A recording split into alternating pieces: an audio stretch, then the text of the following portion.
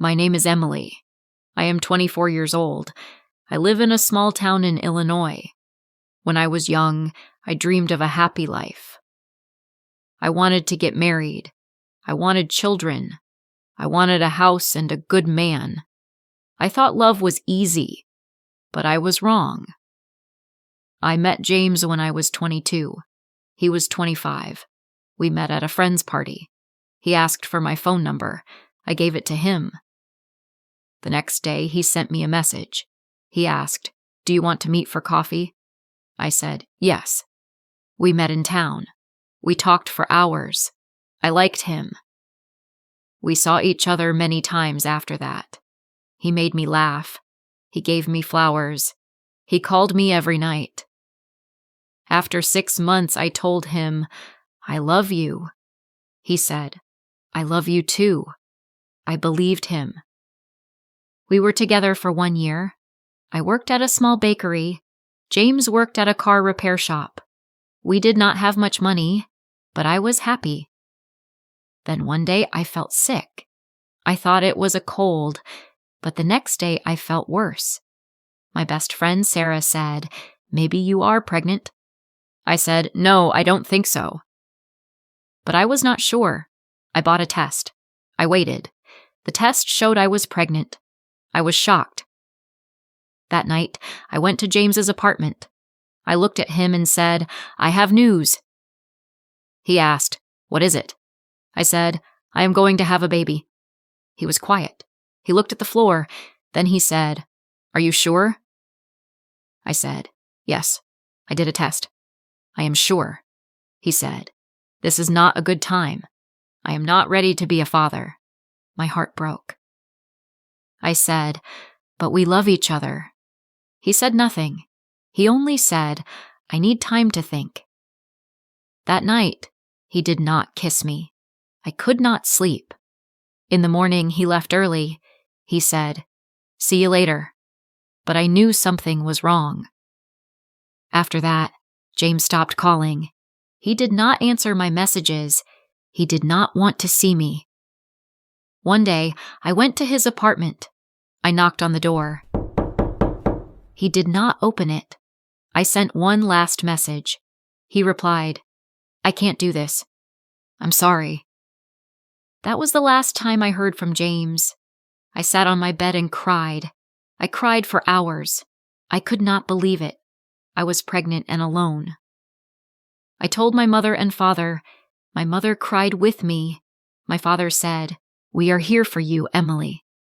I moved back to my parents' house. Every day I felt more tired. My stomach grew bigger. I went to the doctor. I saw my baby on the screen. I heard her heartbeat. I worked at the bakery until the baby was born. One night, I had strong pain. My mother took me to the hospital.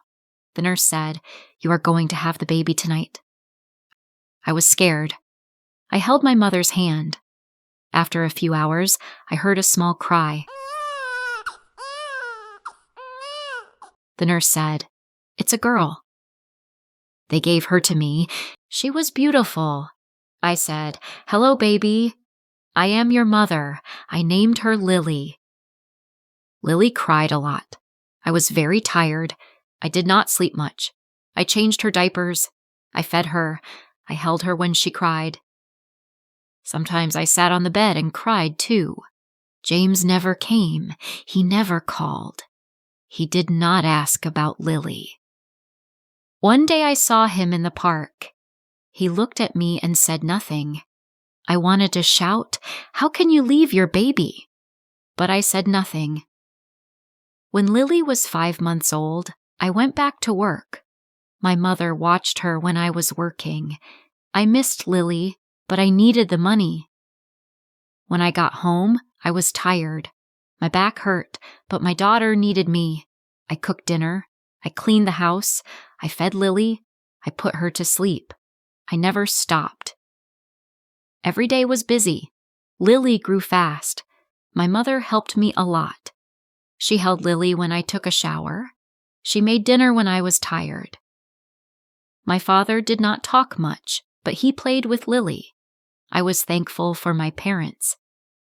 Sometimes I saw James in town, but he never said hello. Money was a big problem. My job at the bakery did not pay much. I bought only what we needed: baby food, diapers, and clothes. I did not buy clothes for myself.